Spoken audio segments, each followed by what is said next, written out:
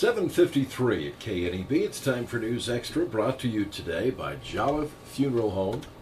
And here's Kevin Mooney. Thank you very much, Dennis. Good morning, everyone. Our guest today is Brian Croft. He is an instructor of composition, literature, and history out at WNCC.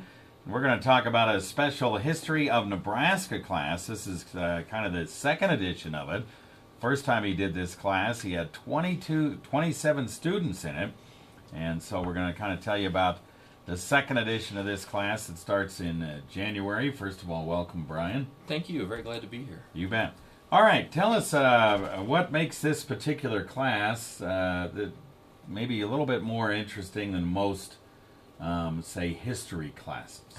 Okay? That's a great question. So many times people see history as inapplicable to them, or it's stuffy, it's only memorizing names and dates of people who are long dead and who really aren't relevant much anymore. In this class, my goal in this class is to let students know that history is immediate to them and it's relevant to them today, both in regard to where they came from as individuals and in regard to who we are now, what's our cultural landscape.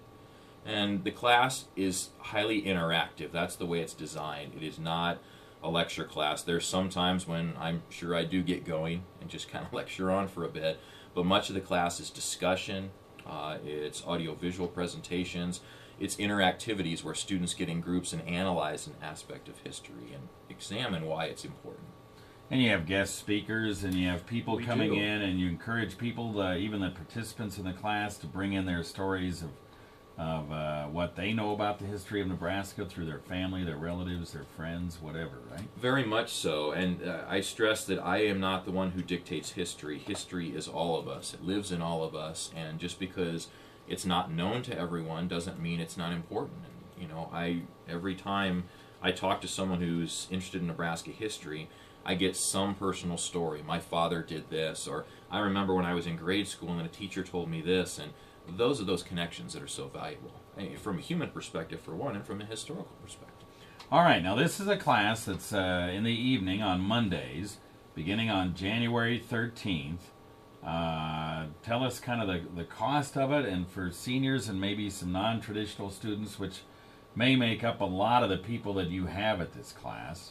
Yes. There's an easy way to kind of get involved in this, right? There is. For traditional students, the cost, it's a 3 credit hour cost, and then you buy the textbooks along with it. The textbooks for this class, I think, on the whole, are fairly reasonable, as much as textbooks can ever be.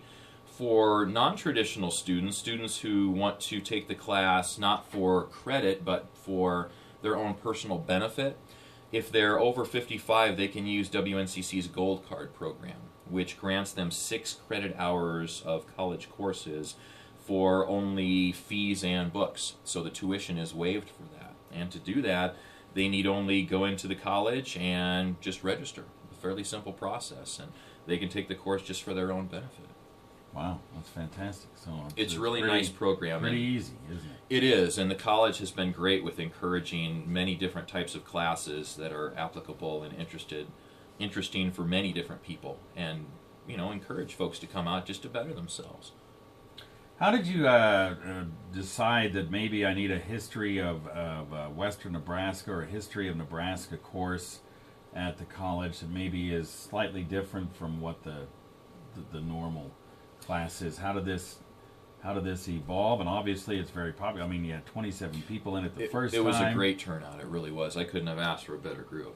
Yeah. So how did that kind of evolve? How did you decide, and make up the class and all that kind of stuff? Well, the History of Nebraska course had been taught previously, but not since 2001, mainly because interest had wavered, and many other courses were necessary, and many people come through to get their degree and move on to a different institution. But during that time period, as I got interested in history, I just began to notice more and more that past 8th grade, there was really not much done with Nebraska history in schools. And that was a little bit shocking. Now, schools have a difficult road to hoe because there's so many things that need to be covered. And many people think that Nebraska history, that's the extra stuff. You do it if you're sort of interested, or you find a piece of paper that you want to find out more about. But I felt that students needed to be re-energized in regard to this topic, and at the very least just informed. we hear so much of the Oregon Trail. Oh, the people going to Oregon. Well, why were they going to Oregon? Where were they coming from? What was the trip like? How did that affect the landscape here? How did it affect the indigenous populations? And so many times history is a backdrop, but there isn't the opportunity to go into it. And I felt that that needed to be changed. Okay. We'll take a break, have more right after this.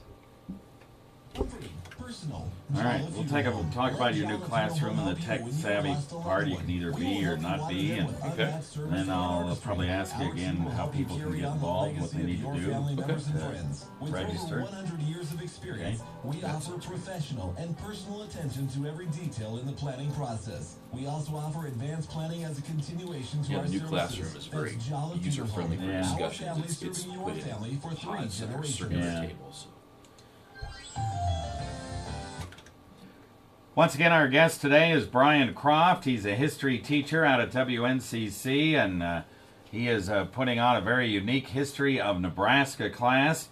It starts on January 13th. It's Monday evenings from 5 to 8 p.m.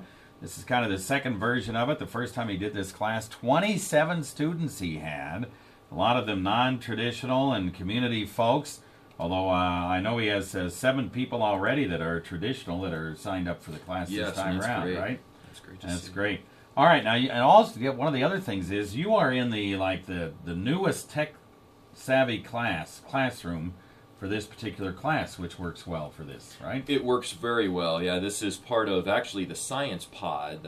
Our building, if anyone's been out there, is kind of a artifact of the 60s in the circular building design, and it's got little pods in between, but the science classrooms needed to be updated.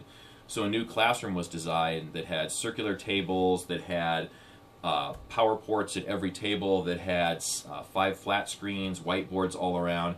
So it has a rotational aspect to it. You don't just sit back, stare at the front, and absorb things. So it's great for activities, excellent for discussions. Yeah, okay, that's good.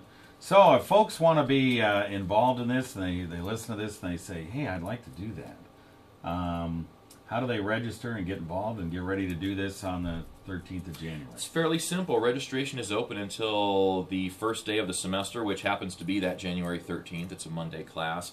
All they need to do is go up to the college and head to Student Services, which if you go in the front door, you look at the mountain lion statue and take a left, basically.